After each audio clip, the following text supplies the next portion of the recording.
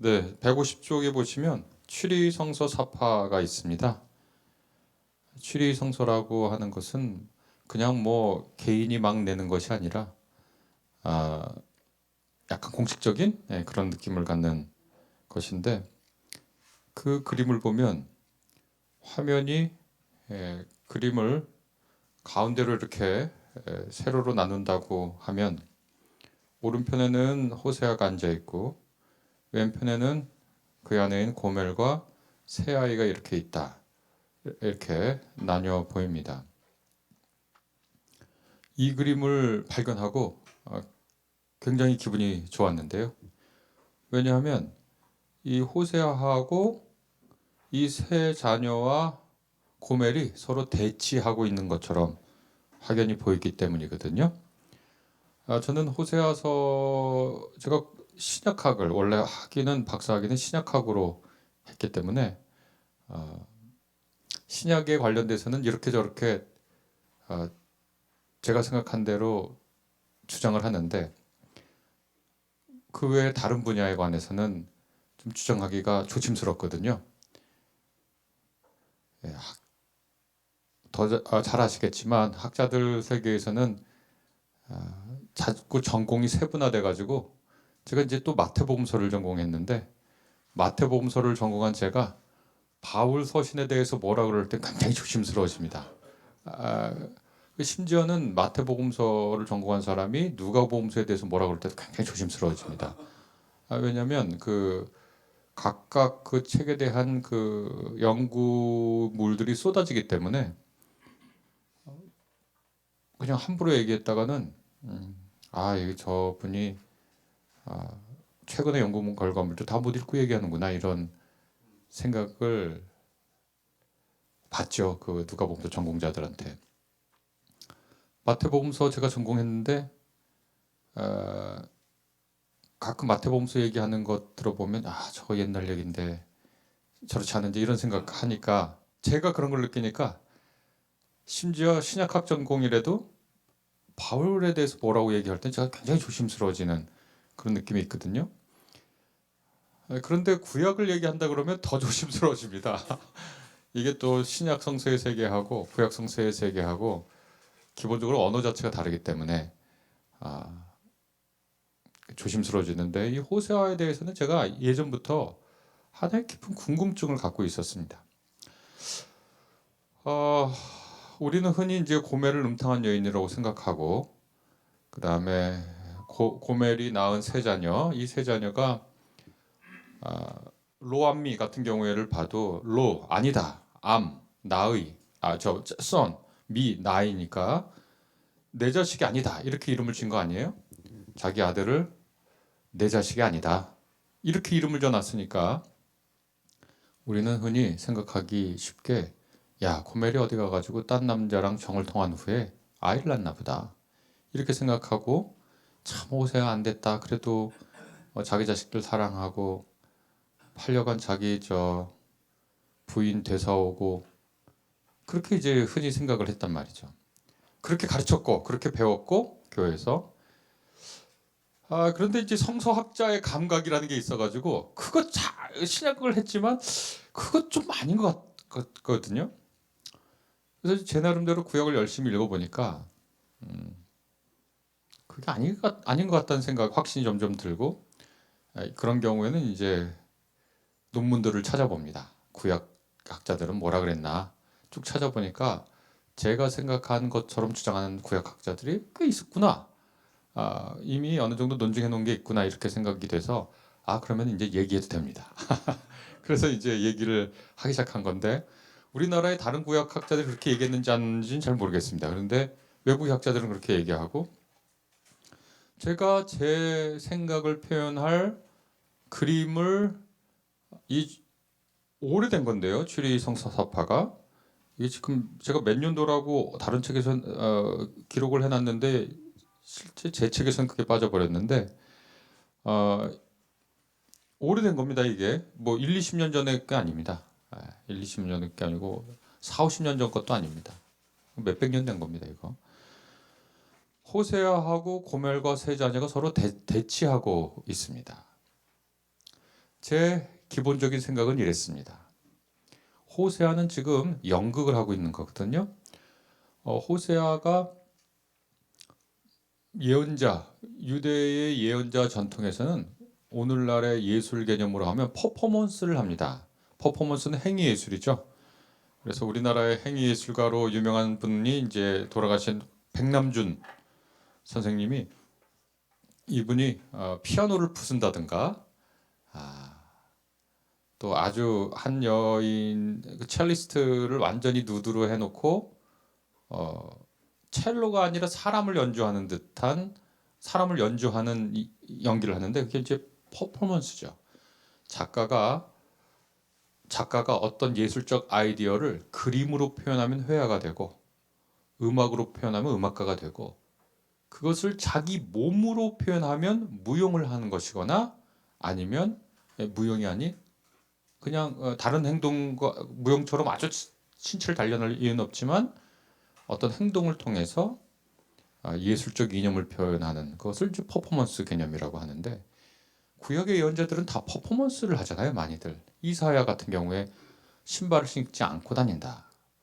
더군다나 옷을 벗고 다닌다. 이거는 노출증 환자가 되겠죠. 오늘날의 그 정신병리학적인 걸로 보면 신발을 신고 다니지 않고 옷도 입지 않는다. 이거를 정신이 이상한 것으로 볼 게 아니라 퍼포먼스로 봐야 되는 거거든요. 너희들이 하나님 말씀 안 듣고 배반하고 그러면 수치를 당하게 된다. 아무리 말을 해도 못 알아들으니까 예언자가 벗어버리는 거예요. 벗으면 사람이 수치스러운데, 자랑스러운 사람은 별로 없잖아요. 옷 벗고 나서. 수치스러운데 이런 수치를 당하게 된다라고 얘기를 해주는 거거든요. 그러니까 자기 메시지를 강화하기도 하고 메시지 자체이기도 합니다. 하나님 말씀 안 들었다가 신발을 안 신는다는 건 종이라는 뜻이고,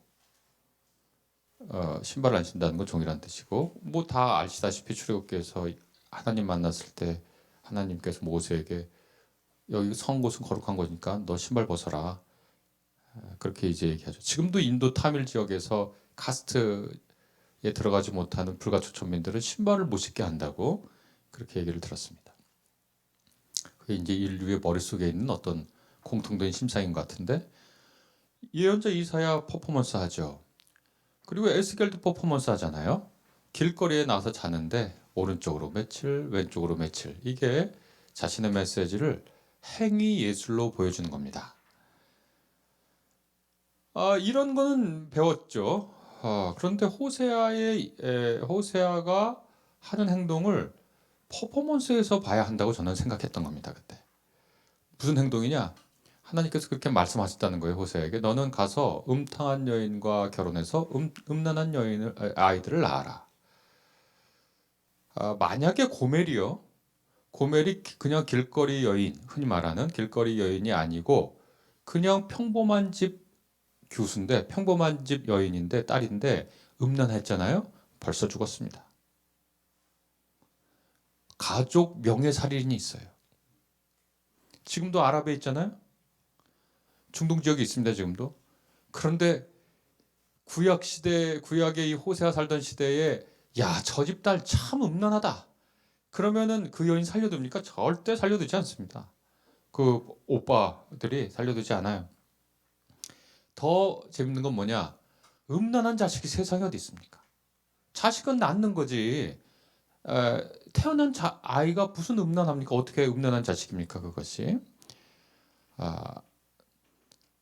그래서 그 얘기는 호세아가 하나의 퍼포먼스를 하는 겁니다. 자기 가족 전체를 데리고. 그래서 맨 처음에 이스라엘, 로암미, 또 로루하마 이렇게 지면서 하나님과 이스라엘 사이를 부부관계로 보고, 하나님같이 훌륭한 분이, 저 비길 수 없는 하나님, 주님께서 이스라엘이라고 하는 사람들을 택했는데, 이스라엘이 하는 짓을 보니까 살인이나 일삼고, 그래서 얘네들이 하는 꼴을 보니까 로암미, 너는 진짜 내 백성이 아니구나. 그리고 또 로루하마, 내가 너를 더 이상 사랑하지 못하겠다. 그것을 이제 가족 전체를 동원해서 퍼포먼스를 하는 거거든요. 그러면 말을 돌려서 생각해 보면 우리가 목회를 하는데 어느 여집사님이 맨날 울어요. 그래서 왜 이렇게 우냐 그랬더니 남편이 저를 계속 의심해서 우리 애가 셋인데 애셋 모두 내 자식 아니지? 그러면서 때리고 자기를 밖에만 나갔다 오면 의처증이죠. 머리부터 발끝까지 다 조사하고 의처증의 전형적인 증상인데 그러면 목회자로서 그 여인 바라볼 때 야, 참 정말 어떻게 저렇게 고생을 하나 그런 생각이 들 거 아닙니까? 그리고 이 여집사님이 만약에 가출을 했다. 목사로서 다 이해할 수 있죠. 목회자로서 얼마나 고통스러운가. 고멜집 나갑니다. 고멜이 어떻게 집을 안 나갑니까? 그러면 그걸 또 데리고 온 것을 이제 다시 사왔다. 뭐 이런 식으로 얘기하는 거죠. 그러니까 호세아서 전체를 다 하나의 퍼포먼스로 보는 거죠. 그리고서 그래서 제가 이사야 선지자도 다 벗고 다니고 맨발로 다니면서 저 멀쩡하던 양반 하나님 말씀 전하던 분이 왜 저렇게 다 벗고 다녀 하고서 그 수치를 내면서 하나님 말씀 전했고 에스겔 선지자도 그래도 이사야보다는 좀 낫잖아요. 길거리에서 좀 자고 이렇게 오른쪽으로 누워서 너무 오른쪽에서 자면 좀 어깨도 아프긴 하지만 이쪽으로 자고 그런데 그것까지는 자기 몸까지는 하겠는데 가족 전부를 데리고 퍼포먼스를 한 거거든요. 그러니까 아이 셋이 아이스를 데리고 시장에 나가서 이것은 제가 구약 한 학자 글을 보고 말씀드리는 건데 아이 셋을 데리고 시장 나가가지고 호세아가 그러는 거예요. 이스라엘 그러면 거기 쿠데타 일어난다니까 반역하는 것, 반역하기 위해서 폭력을 행사하는 것, 그 지명이잖아요. 그렇게 부르면 사람들이 놀라죠. 무슨 애를 이름을 저렇게 졌나? 둘째 이름을 부르는 거예요. 로암미 내 자식이 아니. 그러면 애가 내 아빠하고 오는 거예요. 내 자식이 아닌 놈아 이렇게 부르면 내 아빠하고 달려가는 거예요. 그리고 사랑하지 않는 놈아 그러면 내 아빠하고 달려가는 거예요. 그 엄마가 그걸 두고 볼 수가 있나요? 그래서 하나님의 말씀을 자기 가족 전체를 데리고 퍼포먼스하고 있는 호세아하고 그 고멜과 새 아이 사이에 대치하고 있는 것이 맞다. 현실적으로는 그럴 수밖에 없잖아요. 그렇게 생각을 했어요. 그리고 이 추리 성서 사파가 지금부터 몇백 년 전에 그려졌던 이 사파를 발견하게 됐습니다. 그래서 되게 기분 좋은 그림이었습니다. 이렇게 제가 어떤 성서 본문에 대해서 통념과는 다른 성서 번역을 했을 때 그래서 제가 창안한 건 아니에요. 왜냐하면 저는 그런 감각을 그렇게 약간 성서학자들이 약간 그런 게 있습니다. 그래서 그런 생각을 했지만 아까도 말씀드렸듯이 다른 학자들도 분명히 그런 생각을 했을 것이다. 내가 무슨 뭐 천재적인 사람도 아니고. 그래서 찾아보니까 있더라고요. 그리고 그런 그림들을 검색해 보니까 이 그림이 있어요. 야, 너무 놀랍지 않아요? 저는 성서학자예요. 그래서 훈련을 받았습니다. 그리고 구역학자들도 훈련을 받았습니다. 그런데 이 스위스 성서 그림, 스위스 취리히 성서 48 그림부는 신학 훈련을 받을 가능성이 거의 없습니다. 그런데 어떻게 이런 그림을 그려냈을까요? 저는 진짜 예술가의 예술적 통찰이 간혹 고리타분하고 관습에 매이고 인습적 사고에서 벗어나지 못하는 목회자나 신학자보다 훨씬 더 성서의 본질을 꿰뚫고 있는 사례로 이 간단하고 미학적으로 아름답지도 않지만 이 그림이 있습니다. 이 그림 전에 제가 아까도 말씀드렸듯이 성서학자로 살았는데 이 그림의 관심, 성서화, 성화라고 부르진 않습니다. 성화라는 건 그림 자체가 거룩하다는 뜻인데 우리 개신교인들이 성화라고 부를 수는 없고 성서화, 성서의 이야기나 혹은 성서의 주제, 성서의 소재를 가지고 그린 것을 그냥 전 성서화라고 부릅니다. 그게 왜 거룩하다고 얘기할 이유가 하나도 없습니다. 그래서 성서화라고 부를 수 있는데 성서화에 대해서 관심을 쏟기 시작한 것은 이와 유사한 체험 때문이었는데요. 바로 70쪽에 있는 그림입니다.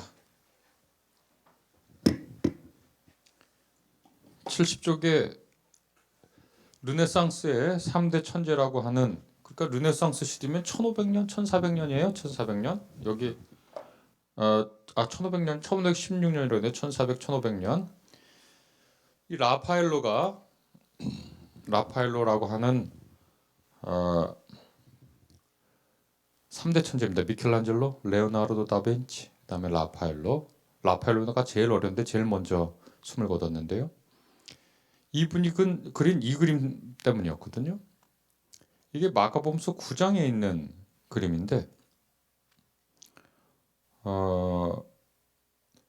마가복음서 9장을 연구하는 학자들이 마가복음서 9장에 대해서 재밌는 해석들을 내놓기 시작했는데, 오래되셨겠지만 신학교 다닐 때 생각을 잠시 떠올려 보시면 20세기 초반에 들어와서 성서 비평학이라고 하는 것이 이제 본격적으로 방법론을 새롭게 하게 됐고, 불트만이라고 하는 분이 양식 비평이라는 것을 제안했는데, 거기에는 크게 세 가지 측면에서 성서를 읽어야 한다는 뜻이 있습니다.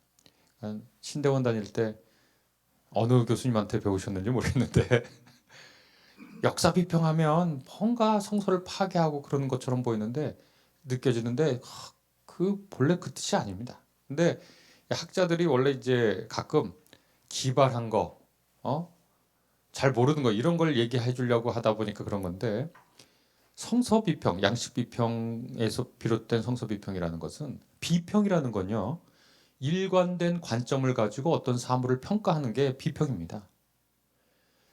그런데 이 성서 비평 크게 세 가지 관심을 가지고 성서를 보자는 거예요. 하나는 성서를 문학적 전망에서 보자.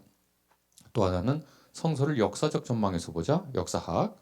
그러니까 문학의 전망에서 성서를 그 관점에서 보는 걸 문학 비평이라고 그러고, 역사학의 전망에서 성서를 보는 걸 역사 비평이라고 그러고, 그 다음에 신학적 전망에서 보는 것을 이데올로기 비평이라고 그럽니다. 흔히 신학 비평이라고 해도 되고 이념 비평이라고 해도 되고. 그래서 20세기 초중반까지는 역사 비평이 대세를 이뤘습니다. 역사 비평이라는 건 뭐냐면 난중일기가 있어요. 이순신 장군 난중일기가 있어요. 그럼 난중일기를 읽고서 그대로 받아들여요? 학자들이? 그렇게 하지 않습니다. 일본의 임진왜란에 관해서 남긴 기록은요, 일본이 우리나라의 몇 배가 됩니다. 그러면 난중일기를 읽고 이 난중일기의 의미와 진실성 여부와 그 뜻을 파악하려면 일본 문헌도 같이 읽어야 돼요. 그렇죠? 네, 이게 역사 비평입니다. 역사학의 시각에서 난중일기를 보는 거예요. 성서의 역사 비평도 마찬가지거든요.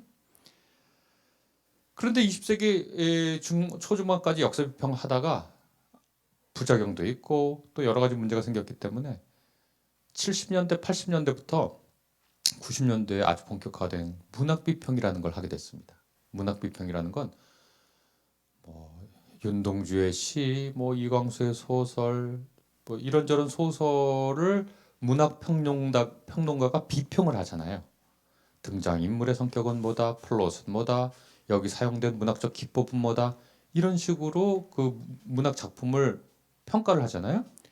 주제는 뭐고 소재는 뭐고 여기 사용된 무슨 아이러니다, 역설 뭐가 있다, 무슨 은유법이 있다. 그 시선으로 성경을 보기 시작한 거예요. 마가복음 9장을 문학 비평을 통해서 보게 되니까, 예전에 역사 비평하는 분들은 변화산상의 예수님 이야기는 따로 독립된 전승이 내려온 거 이후에 그 간질병 걸린 아이, 귀신 들려 간질병을 앓고 있는 아이를 고친 기적 이야기, 이건 기적 이야기고 이건 변모산상 이야기고, 나중에 마가복음서 저자가 혹은 그걸 두 이야기를 붙여서 한 이야기로 만든 것, 대략 이렇게 생각했어요.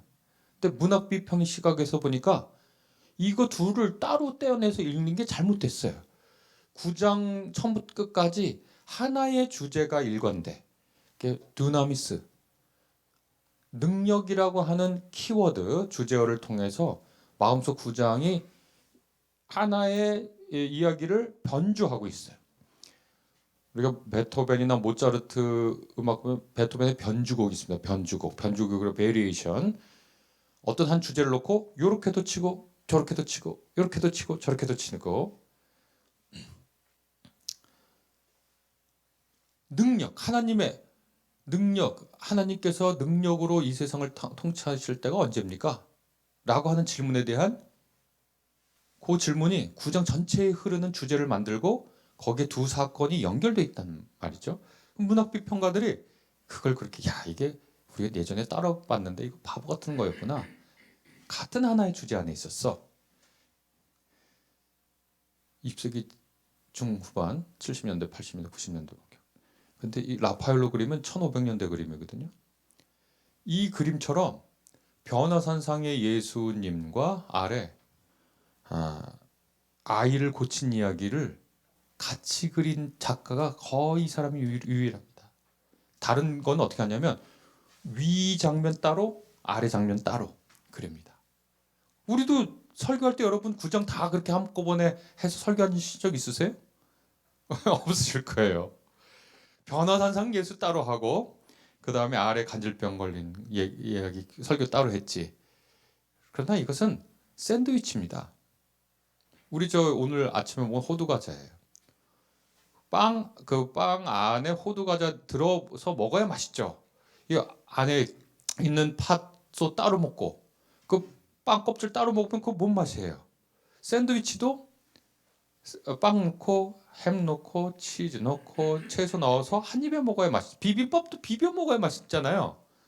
비빔밥 아무리 좋은 재료라도 밥 따로 막 한참 먹은 다음에 시금치 막 먹고 그 다음에 무채 막 먹고 그 다음에 이렇게 참기름 입에 넣고 이게 뭔 맛이겠어요? 비빔밥 마가복음 9장은 비벼 먹어야 되거든요. 근데 지금까지 우리 설교할 때도 다 앞에 따로 뒤에 따로 했잖아요. 근데 문학비평가들 마가복음서 공부한 문학비평가들 보니까 이거 한 입에 먹어야 된다고 제안한 거거든요. 라파엘로가 지금으로부터 500년 전에 이거 한 입에 물어야 된다고 얘기한 그림입니다. 보세요. 이 그림 보면 위에는 예수님의 본질, 곧 하나님 아들의 본질이 화려하게 등장하고 있어요. 오른쪽에 모세겠죠? 들고 있는 걸 보니까 석판을, 왼쪽에는 엘리야, 그 아래 넘어져 있는 쓰러져 있는 세 제자가 있는데 요 색깔을 보면 믿음과 파란색이 믿음이에요. 금빛 나는 건 천국의 영광, 그다음에 빨간색은 영원한 생명이거든요. 그게 그 이코나 그릴 때의 그 색을 쓰면 그런 뜻이에요. 거기에 영원한 생명과 천국의 영광과 신실한 믿음이 있는 곳에서 예수께서 변화를 하셔서 하나님 아들의 본질을 드러내셨어요. 그 산 아래 보니까 위는 광명한 곳이고 아래는 어둠이 있는 곳이에요. 그 화면 오른편에 아버지가 아이를 데리고 오는데 아래에선 온갖 군상이 일어나고 있습니다. 가운데 그 화면 아래 가운데 있는 여인이 붉은색 옷을 입은 여인이 이 아이를 고쳐달라는 무릎을 고쳐달라 그러고 아이 아버지가 데려오고 아이 아버지 뒤에는 이거 뭐 제자들이 형편이 없네 하고 항의를 하는 것인지 그런 것 같고 또 화면 아래쪽에 왼편에 있는 사람들은 이 아이를 손가락으로 가리키기도 하고 이 아이를 살펴보기도 하고 맨 아래 왼쪽에 있는 사람은 이 일을 기록하죠. 마가가 돼서 기록하는 거 있고 그 바로 왼쪽 그 기록한 사람 뒤편에 있는 빨간색 옷 입은 사람 둘이 손을 들어서 변화산상에 있는 예수님을 가리키죠. 능력이 어디로부터 오는가? 제가 거기다 이 그림에 대해서 설명을 한 바가 있습니다. 그러니까 읽어보신 분들은 알겠지만 저는 이 그림을 보고 2002년인가였던 것 같아요. 아주 충격을 받았습니다. 지금부터 한 20년 전에 충격을 받았습니다.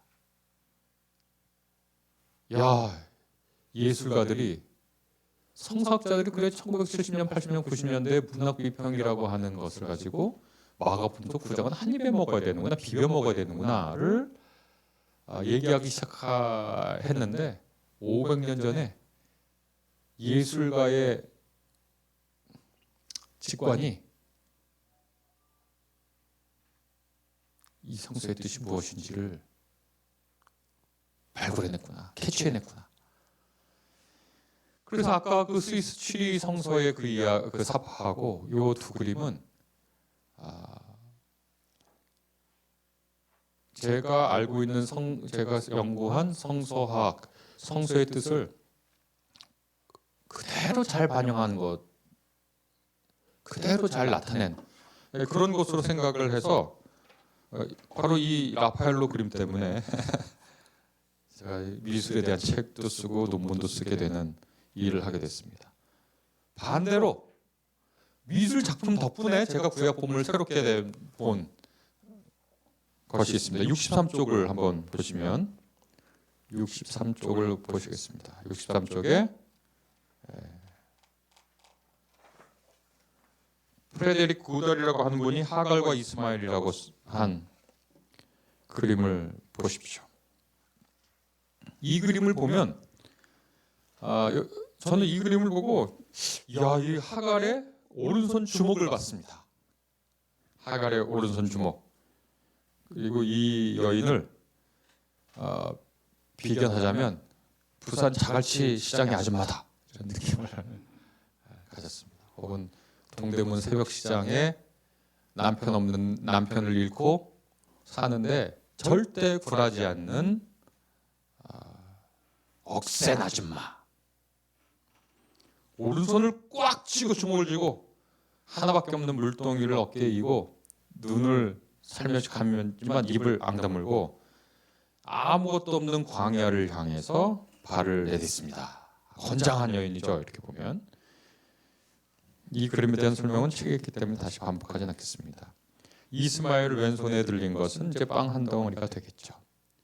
저는 이 그림을 보고 왜 이 프레드릭 구달이 이런 그림을 그렸는지 의아했습니다. 이전에는 제가 하갈에 대한 생각은 크게 두 가지였어요. 하나는 갈라디아서에 있는 것을 보고 하갈을 생각한 겁니다. 갈라디아서에 있는 하갈의 이야기는 바울이 사라의 말을 인용하죠. 저 종과 그 아들을 내쫓아라. 바울이 하갈을 율법 행위에 비유하고 이스라엘 시내산에 비유하죠. 예루살렘에 비유하고. 말도 안 되죠. 사실 바울이 그렇게 하면 안 되죠. 하갈은 이집트 여자입니다. 율법과 아무 상관이 없어요. 모세 이전의 사람 아닙니까? 그런데 바울이 그것을 은유처럼 가져다 쓴 거죠. 너희가 약속 언약의 장식 곧 사라의 후손이지 종의 후예가 아니다. 율법의 종 노릇하지 말아라 하고서 하갈을 데려왔는데 하갈은 예루살렘 사람도 아니고 이집트 여인이고 모세가 나기 전에 율법도 없는 시대에 산 사람인데 그렇게 갖고 온 거거든요. 그러니까 하갈에 대한 교회의 전반적인 이미지는 부정적일 수밖에 없어요. 맨 처음에는 갈라디아서의 그 여종과 아들을 내쫓아라 그렇게 돼 있으니까 부정적이거든요. 그러니까 하갈을 부정적으로 그리는 방식은 뭐냐면 하갈이 굉장히 유혹을 하는 것처럼 아브라함을 유혹하고 자기가 평생 몸종으로 살았는데 이 기회를 아이를 못 낳는 주인 마님의 기회를 통해서 자기 팔자 고쳐보려고 하는 여인. 그래서 아브라함을 적극적으로 유혹하는 여인처럼 등장하는 그림들이 꽤 있습니다. 상당수가 있습니다. 그런데 아무리 그렇게 보려고 해도 구약 본문은 그렇게 얘기하진 않거든요. 그 다음에 이제 이른바 페미니스트들, 여성주의 신학을 하는 분들이 맨 처음에 이제 그런 게 하갈에 대한 약간 동정머린 시선이거든요. 메소포타미아의 문헌을 보면 자기 부인이 본처가 자식을 못 낳으면 길거리 여인을 데리고 와서 아이를 낳게 하는데요. 아이 임신하고 있는 동안에 먹을 거 잘 해주고 편하게 해주고 그다음에 아이를 낳아주면 아이는 놓고 가지만 너는 그래도 고맙다 내 자식을 낳아줬으니까 하고선 뭐 짐승 뭐 주고 이렇게 품목이 적혀 있습니다. 제가 지금 오래돼서 기억이 안 나는데 재밌잖아요. 그러니까 자기 자식을 낳아줬으니까 이 여인이 비록 좀 천한 여인이다. 당시 계급 사회의 머릿속으로는 그래도 물품들을 이렇게 적어놔요. 요거 줘야 된다고 법으로. 그런데 하갈 내보낼 때는 그냥 물 한 동이 하고 빵 한 덩어리 주면서 광야로 가게 하니까 이게 뭐 죽으라는 얘기랑 같은 거 같은 느낌이 드는 거예요. 그래서 너무 안 된 거예요, 하갈이. 그래서 이제 하갈을 동정적인 어린 시선으로 보는 게 58쪽에 있는 렘브란트가 하갈과 이스마엘을 쫓아내는 아브라함 이렇게 이제 했는데 아브라함이 쫓아낸 건지 뭔지 이 그림 보면 아브라함의 오른쪽 발과 왼쪽 발을 보세요. 오른쪽 발은 집의 일부인 계단에 있고 왼쪽 발은 집 밖에 있고 그런데 오른쪽 발이 약간 위에 있습니다. 오른팔과 왼팔을 보세요. 둘 다 거의 균형을 맞춰 있는데 오른쪽 팔이 약간 더 높아요. 너무 얇죠? 운명처럼. 군대들 다들 갔다 오셨으니까 군대에서 총사격할 때 초점 맞추는 크리크라는 게 있지 않습니까? 그거 여기서 1mm 틀어지면 저 밖에 가서는 200m, 300m 차이 나잖아요. 이 작은 차이가 완전히 운명을 바꾸는데 아브라함 오른편 뒤, 그러니까 화면의 왼쪽 뒤에 사라가 얼마나 얄밉게 웃고 있습니까? 이스마엘은 어디 있죠? 화면 맨 왼쪽 어둠 사이에 모자 쓰고 있습니다. 화면 오른편을 보면 하갈이 거의 그냥 울고 물 한 덩이 메고 있고 그 이스마엘은 엄마가 왜 우는지도 모르고 엄마 쫓아가고 있죠. 이게 참 비극적이죠. 아무것도 모르고 집을 쫓겨나는 이스마엘 이런 얘기. 그래서 제가 예전에 렘브란트 성서를 그리다 쓸 때 이 개만이 가장 인간답다 그렇게 얘기했습니다. 개는 자기 인간이니까 따라가는 거야. 이렇게 생각만 하고 있었는데 프레드릭 구달의 그림을 봤거든요. 야 이게 왜 이렇게 그렸지 하고 제가 다시 요 하갈 이야기를 보게 됐습니다. 하갈 이야기를 보게 됐는데 그래서 또 히브리어 찾아가면서 읽고 제가 읽고 난 후에 또 논문들도 다른 분들도 또 어떻게 썼나 구약학자들 하고 또 찾아봤죠. 그랬더니 저는 진짜 충격을 받았어요. 야, 그걸 내가 너무 자세히 안 봤구나 하갈 이야기를 그런 생각이 들었거든요. 여러분 창세기 1장에 보면 하나님이 창조하지 않는 게 나오는데 뭔지 아셔요? 그거를 우리가 하나님이 크레아티오 엑스 니힐로 그래서 무로부터의 창조라고 배웠기 때문에 제가 이런 얘기 들으면 깜짝 놀라셨죠 지금. 창세기 1장 1절을 보면 태초에 하나님이 천지를 창조하시니라. 그 다음에 뭐죠? 그 다음에 뭡니까? 왜들 들으셔요? 그 다음에 빛이 있으라 이렇게 됐죠. 수면이라는 건 물을 창조하지 않으셨어요. 이미 태초에 하나님 천지를 창조하 하늘과 땅을 창조했다 이렇게 되어 있어요. 하나님과 샤마임하고 에레츠를 창조했다. 그 다음에 하나님의 영이 수면 위를 운행하고 있었다. 빛이 있으라니 빛이 있었다. 우리 빛이 있으라부터 처음으로 생각하잖아요 머릿속에. 근데 물이 있었다고요. 물이. 그래서 그거 생각을 못해요. 왜냐하면 아까 말씀드린 대로 무로부터의 창조라고 우리가 배웠기 때문에. 그래서 창세기 1장을 가지고 무로부터 창조를 얘기할 수는 없어요. 이건 구약학자들의 공통된 얘기예요. 제가 지금 처음 하는 얘기가 아니에요. 근데 저도 하나님이 창세기 1장에서 창조하지 않는 게 있다라는 얘기를 듣고 이게 무슨 소리야 하고 다시 읽어보니까 물을 창조하지 않았더라고요. 그 이유를 지금 여기서 얘기 드릴 수는 필요는 없고 똑같은 거예요. 우리가 배운 교리나 우리가 통념적으로 배웠던 것에 따르면 성서에 분명히 기록되어 있는데도 눈에 보이지 않아요. 여러분 심리학 연구 결과에 따르면 이렇습니다.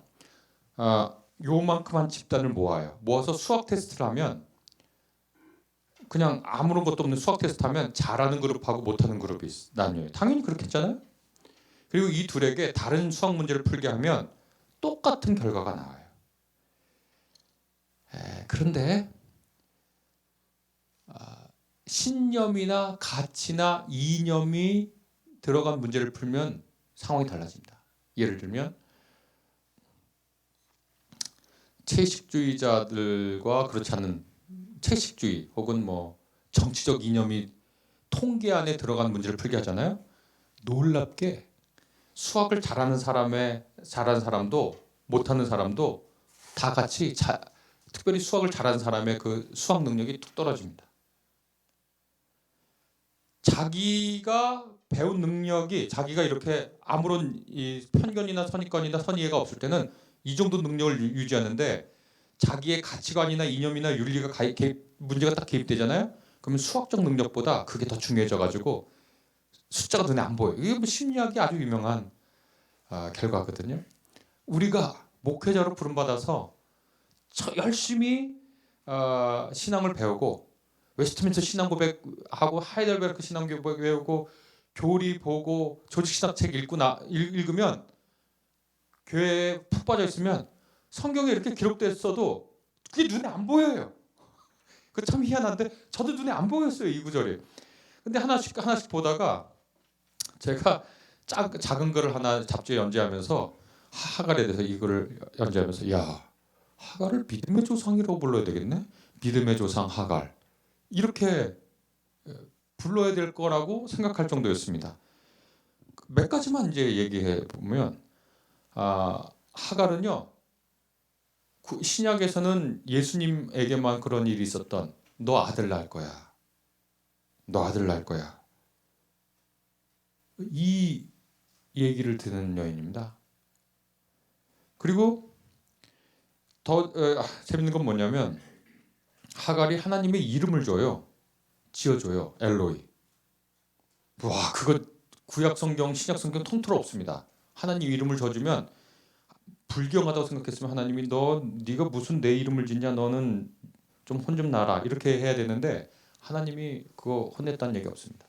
나아가서 여러분 수가성 여인 이야기 들어보면 야곱의 우물이 있잖아요.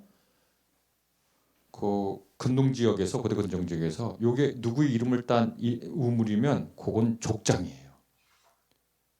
중요한 지도자라고요. 야곱의 우물. 근데 이게 부엘라 엘로이라고 헤로이라고 하는 것은 이 하갈의 우물이 있는 거예요. 그래서 이 이환진 교수님, 감신대 구약학 교수였던 이환진 교수님이 이미 1995년에 다른 글들도 많은데 제가 이분하고 친해가지고 이분 글을 인용했어요. 최초의 신학자 그렇게 이름을 붙이기도 했습니다. 그리고 더 찾아보니까 사라는 하갈을 향해서 저 종을 내쫓아라 하고 쓴 히브리어 단어가 있어요. 그런데 천사가 아브라함에 말하고 아브라함이 하갈에게 한 행동, 하갈을 그래서 제가 다른 말로 번역했습니다. 내보내라. 이 단어는 히브리어 단어가 달라요. 사라가 저 종을 내쫓아 쓴 단어랑 아브라함이 하갈을 내보냈다라는 히브리어가 달라요. 근데 내보냈다라고 하는 그 히브리어가 어떤 단어인지 아세요? 모세가 파라오에게 가서 하나님 말씀하시기를 내 백성을 내보내라라는 단어랑 똑같은 단어예요. 놀랍지 않아요? 그래서 하갈이 이 주목 쥔 손이 믿음의 손이에요. 하나님께서 나를 물 한 동이와 빵 한 조각, 다시 말해서 나랑 오래 같이 산 남편이 아이도 낳아줬는데 길거리 창녀보다 못하게 나를 대우했어요. 그러나 하갈은 이제 남편 아브라함에 기대지 않아요. 자기를 내보낸 하나님의 내보냄이 있다고 믿어요. 죽게 되었을 때 그의 눈에 우물이 보여요. 이제 맨 마지막에 보면 너의 아들이 고생 많이 할 거다 그런 얘기 하는데 제가 여기에 그렇게 써놨기 때문에 그것도 아마 쓴 것 같은데 더 이상 자세한 해설을 하지 않겠습니다. 제가 전반부에는 성서학자들이 이렇게 이 본문을 봤다. 이거 이렇게 봐야 옳구나 라고 하는 걸 했는데 200년 전, 300년 전, 500년 전에 그렇게 이미 생각하고 그린 사람들의 그림이 있었다라는 걸 얘기했고 그러니까 성서학자들의 연구 결과를 확인해 준 보다 먼저 선취한 사람들이 있었고 프레드릭 구달의 그림은 이거 100년 전에 그렸는데 이 그림을 보고 성경을 다시 읽을 생각을 하게 된 겁니다. 이 그림을 그 제가 무슨 뭐 히브리어를 찾고 구약을 왜 찾겠습니까? 제 할 일 하기도 바쁜데. 근데 너무 흥미로우니까 다시 가서 찾아서 보게 됐습니다. 제가 요즘은 신약학도 잘 안 하고 신약학 잘 안 한다고 하기라도 뭐 작년에 뭐 책도 하나 번역해서 내고 뭐 마태복음서 올해는 이제 고린도전서 책을 낼 건데 뭐 하긴 해도 신약학보다는 기독교 교양학이라고 하는 걸 하거든요. 그런데 그거를 히브리어를 그냥 애써 또 찾아서 보기 시작했다. 그래서 성서 본문을 통해서 야 이거 우리가 아까 말씀드린 것처럼 다른 데서는 성서를 읽는 능력, 신학적 능력, 목회 능력을 충분히 발휘하고 살지만 고정관념이 있는 곳에 우리는 신앙의 진전이 없구나. 하갈 이야기가 뻔히 그렇게 했는데 그걸 읽어주지를 못했던 거예요. 그리고 이제 시간이 뭐 거의 다 됐기 때문에 마지막으로 하나만 해보도록 하겠습니다. 어떨 때 설교는 재밌고 어떨 때 설교는 별로 재미도 없고 그런데 여러분은 어떤 설교 스스로 하시면서도 재밌으셨는지요? 제가 여러분에게 바울 서신 설교 골로새서 설교할 때 하고 사도행전의 바울 선교 여행 설교하고 두 본문을 드리면서 설교를 좀 해보시죠. 그러면 어느 본문 택하시겠어요? 사도행전을 택합니다. 그 이유는 뭡니까? 거기 스토리가 있어서 그래. 스토리가 있어서 그렇죠. 골로새서 1장 뭐 이런 거 보면 개념을 얘기하는 것 같고 그런데 사도행전에서는 스토리가 있으니까 그 본문을 택합니다. 그런데 개념이라고 하는 거 이거는 사실 많은 이야기들을 추상화한 거거든요. 많은 이야기들을 모아서 추상화한 건데 다 사도행전 이야기를 택합니다. 재밌으니까. 그런데 그 재밌는 이야기를 본문을 가지고 설교를 할 때도 그걸 잘 나도 흥미롭고 듣는 분들도 흥미롭고 그 가운데 하나님의 은혜를 깨닫게 하는 설교를 할 수도 있고 어떤 데는 그냥 그 본문 갖고도 밋밋하게 할 수 있는데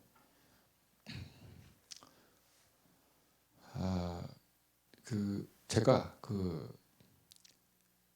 젊었을 때 조용기 목사님 한 설교 하나를 듣고 야, 저 양반은 타고났구나라는 생각을 한 적이 있습니다. 뭐냐면 그 구약 성경을 본문으로 하는데 사람들을 그 설교가 듣는 사람들이 현장에 와 있다게 그 이야기를 설명을 해주는 거예요. 그러니까 막 상상력을 갖다 덧붙이는 거야.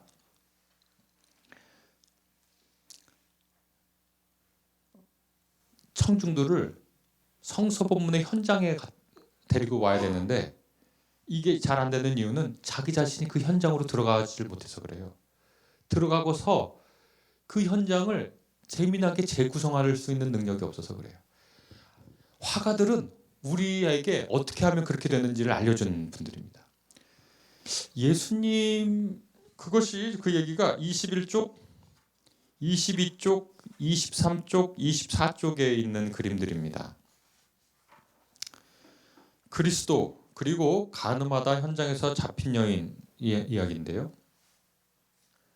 머릿속에 한번 생각해 보셔요. 예수께서 어디 계셨죠 그때? 예수께서 어디 계셨습니까 그때?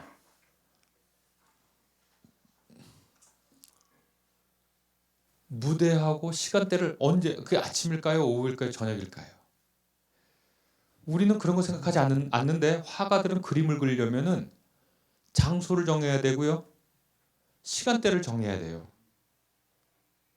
22쪽에 보면 렘브란트의 그림에서 이 일은 성전 안에서 일어난 것처럼 되어 있어요. 이거 왜곡한 거거든요. 근데 렘브란트는 이렇게 그린 이유가 있어요. 그렇게 그린 이유가 있어요. 그건 제 렘브란트 성소를 그리다에서 했는데 그때 분위기가 어땠을까요? 렘브란트 그림 보면 고발하는 사람도 점잖고 고발당한 이 여인은 무릎 꿇고 계단에 있고 예수님도 이렇게 조금 점잖게 있죠. 그런데 24쪽 가서 보시죠. 베크만이라고 하는 표현주의 시대의 화가인데 독일의 폴 틸리에 따르면 표현주의야말로 하나님의 이야기를 잘 드러낸다. 뭐 그런 걸 그렇게 했는데 여기는 아수라장이죠. 아수라장. 이미 돌 던지고 막 사람들 돌 던지고 막 뭐 갖고 와가지고 뭐 죽인다고 막 그러고 막 다른 사람들은 막아서고 여인은 빨간 머리에 가슴을 다 드러내 있고 가운데 있는 분이 예수입니다. 머리가 다 민머리고 자기 몸으로 그냥 이 여인을 막아서잖아요. 여러분 예수님하고 가늠한 여인하고 고발한 사람들의 위치가 어떻게 될까요? 어떤 위치에 서 있었을까요? 우리가 그런 걸 상상하지 않고 설교를 하거든요. 근데 이 화가들은 예수님이 그때 어떤 표정이었을지 그려야 되니까 어떤 옷을 입었어야 했는지 이 여인은 어떤 상황 어떤 옷을 입고 어떤 상황에 놓였을지 군중들은 어떻게 그려야 됐는지 고발한 사람들은 어떻게 됐는지 다 구체적으로 상상을 합니다. 다 구체적으로 상상을 해요.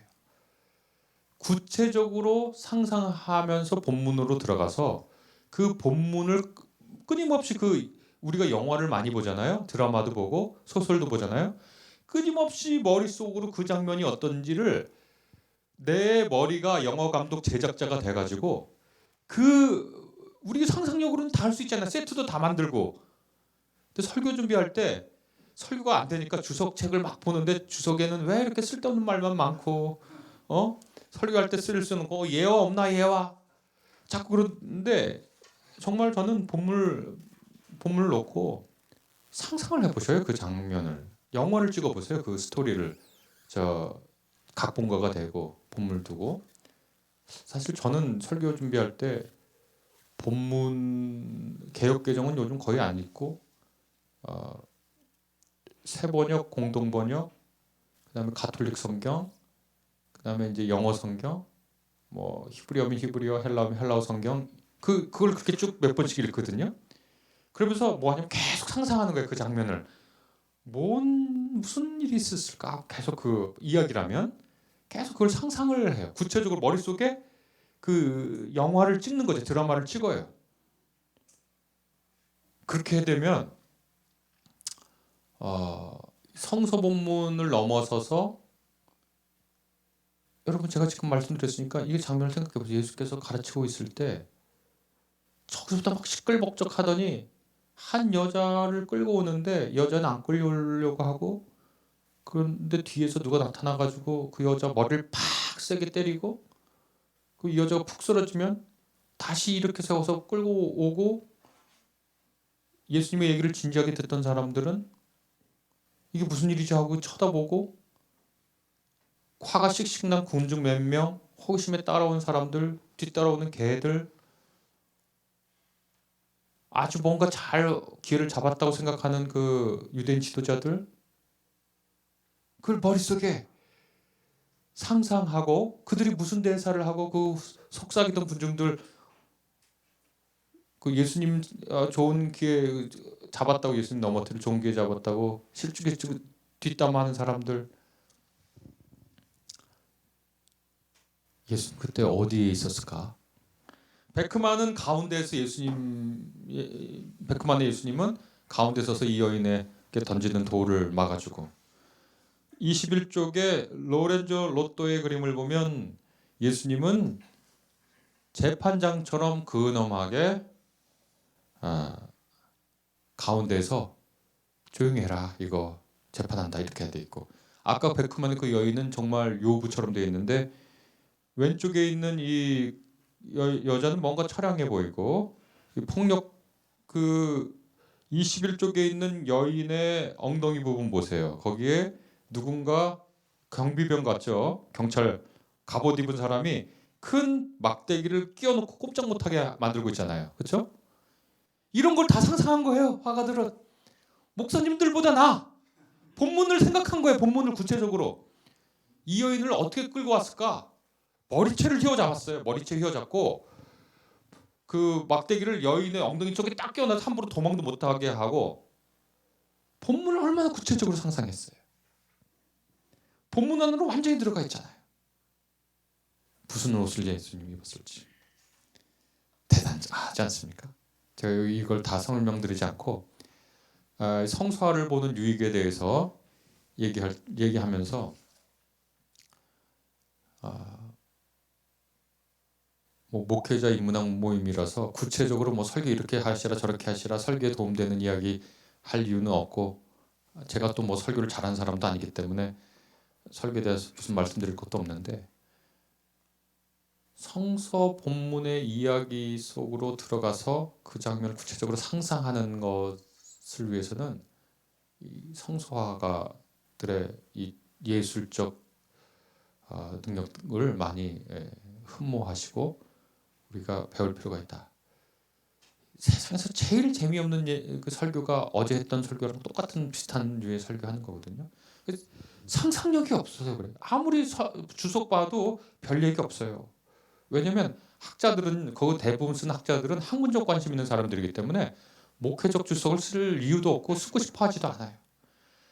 제가 이런 책은 성스러움과 아름다움이 입맞출 때는 이게 여기 쓴 원고 대부분이 일반 독자들을 위해서 쓴 기독교인 독자들을 위해서 쓴 거기 때문에 이렇게 썼지. 제가 만약에 주석서를 쓰잖아요.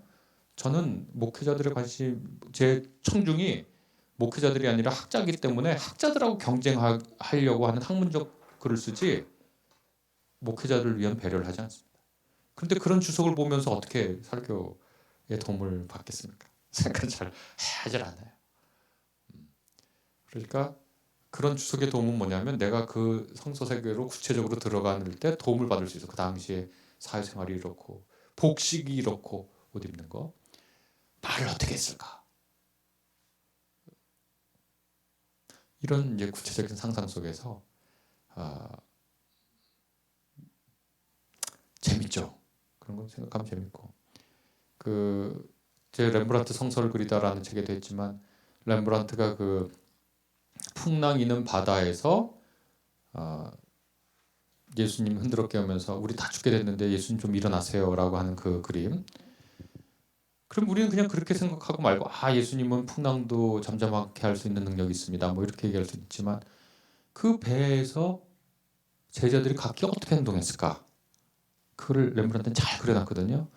그냥 풍랑에 맞서 싸우려고 하는 제자들, 예수님 깨우는 제자들 다 모르겠다 나는 지금 토한다 하고 토하는 사람들, 자기 모자 날아갈까 봐 잡는 사람, 저 배 한 구석에 그냥 숨어가지고 이 폭풍 나는 모르겠고 니네들이 좀 잘해봐라 하고 무서워 있는 사람들 다 제각기 그 풍랑에 처한 사람들의 각양각색의 그 반응을 그려놨거든요.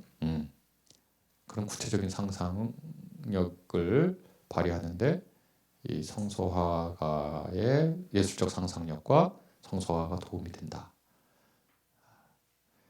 마지막으로 제가 이 책을 쓴 이유, 그 다음에 이렇게 성서화를 보고 하는 이유 말씀드리고 이제 마치려고 하는데요.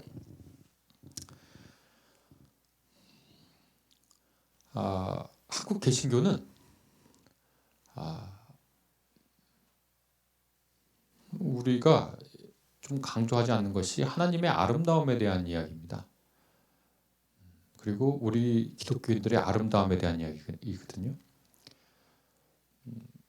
우리가 하나님의 형상으로 지음받았다고 하는 것을 조직 신학에서 뭐라고 막 그러지만 예전 성서학자였던 제가 볼 때는 그런 얘기들은 나중에 철학자들이 하던 얘기에 꼭 빌려와서 하는 겁니다. 그러니까 성서의 원래 얘기하고는 좀 동떨어져 있는데 고대 지중해 세계나 메소포타미아의 신전에 가면은요 신상이 있어요. 그 신상이 신을 그냥 현현하는 거예요. 신전은 뭡니까? 신이 사는 집이에요. 신 앞에 드린 제사는 뭐죠? 밥상 차려주는 거예요. 만약에 남신이다. 그러면 거기 여사제가 밤에 자요. 왜냐하면 동침해 주는 거예요. 제사는 밥상 차려주는 거고 여사제는 동침해 주는 거고 신상은 신의 현현이에요. 그 맥락에서 창세기 1장 2장을 읽는 거예요. 인간은 모두 하나님의 형상이다. 그러면 우리가 하나님의 현현인 거예요. 현현. 그 사람들 창세기 기자가 쓰고 싶어 했던 원뜻은. 그러면 우리가 이렇게 현현이니까 내가 있는 곳이 어디냐면 신전이에요. 신전. 내가 신의 현현을 보여주는 거예요. 그러니까 제가 쉽게 이제 이해들 하시죠. 그러니까 신상 고대 메소포타미아 근동 지중해 사람들에게 신상은 신의 현현이에요. 그 신의 현현이 사는 곳이 신전이에요. 신의 집이에요. 신의 집. 그리고 예전에 신전은 신의 집이에요. 신의 집. 제사는 신에게 밥상 차려주는 거예요. 여사제도 같이 자주 꾸는 거예요. 그런데 너희 모두 신상이다 그러면 하나님 현상이다 그러면 내가 신상이에요. 제가. 그럼 제가 있는 곳이 신전이에요. 여기가 신전이에요. 신전입니다. 신전. 그런데 제가 이렇게 하는 이런 작업을 하는 궁극적인 이유는 뭐냐면 우리가 이 세상을 신상으로 살아가는 거예요. 신상으로. 하나님의 형상이라고 하는 것은 하나님이 우리를 그분의 포이에마로 포이에마라고 얘기했거든요. 에베소서 2장 7절에 에베소서 2장 7절 같습니다. 포이에마라는 거 여러분 아시다시피 작품이라는 뜻이고 세 번역은 작품이라고 번역했는데 그 아래 가면 포이에마가 포임의 어원입니다. 시 너희들은 하나님의 시다. 너희들은 하나님의 작품이다. 그러니까 우리가 작품 활동 제가 맨 처음에 퍼포먼스 말씀드렸죠. 퍼포먼스 말씀드렸는데 우리가 신상으로 이렇게 사는 게 퍼포먼스 하는 겁니다. 지금 신상처럼 퍼포먼스 하는 거예요. 그래서 저는 이것을 뭐라고 했냐면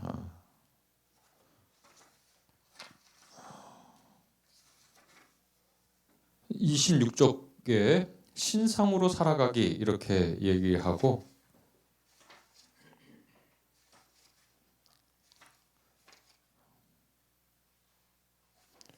34쪽 맨 아래 보면 이 33쪽부터 제가 이거 읽으면 마치겠습니다. 33쪽 중간에 야훼 하나님을 여기 이제 성공의 출판사에서 나와서 하나님이라고 했습니다. 야훼 하나님을 나타내는 신상을 절대 만들지 말라는 계명은 인간이 하나님의 형상으로 지음을 받았다는 선언을 배경으로 읽어야 한다. 인간이 하나님의 신상이니 그를 하나님 대하듯 존중해야지 다른 신상을 만들고 그것에 절하는 어리석음을 범하지 말라는 뜻이다. 내가 하나님의 신상인데 다른 신의 신상이 절하면 하나님이 그 사람한테 그 신에게 전하는 게 되는 거예요. 신상을 따로 만들면 안 되니 그것을 따로 둘 신전이 필요 없다. 이것은 하나님을 만나고 그가 현현하는 신전을 전면 부정하는 게 아니라 도리어 하나님의 형상을 지닌 인간이 있는 모든 것이 신전이라는 의미다. 그러니 애당초 성서는 온 세계를 신전으로 모든 인간을 신상으로 선언하는 급진적인 가르침이다. 예수 그리스도는 하나님의 아들 곧 그분의 형상으로 이 세상을 신전으로 살아가는 모습을 보여주었다. 그의 몸이 신전이고 이 성전을 허물라 내가 3일 만에 사흘에 다시 세운다. 예수님께서 자기 몸을 일컬어 하신 말씀이다. 그 얘기입니다. 그를 통해서 모든 사람이 하나님을 오감으로 체험하도록 살았다. 따라서 그를 따르는 이들의 몸 그리고 그 모임이 신전이 아닐 수 없다. 거룩한 산제물로 자신의 삶을 드리는 사람들의 모임은 임마누엘의 신전이 된다. 하나님의 뜻을 드러내고 이 세상과 기락하면서도 새 세상의 꿈이 실현되는 움직이는 신전이다.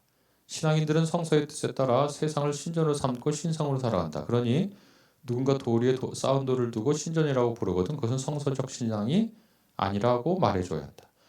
왜 구약에서 신전 짓겠다 그랬더니 하나님께서 신전 같은 거 좀 짓지 말라고. 그 이유는 너무 간단합니다. 여러분 저 요한계시록 21장 22장 보면 새 예루살렘이 하늘로부터 내려온다. 그때 예루살렘이 성도죠. 그 새 예루살렘에 뭐가 없죠?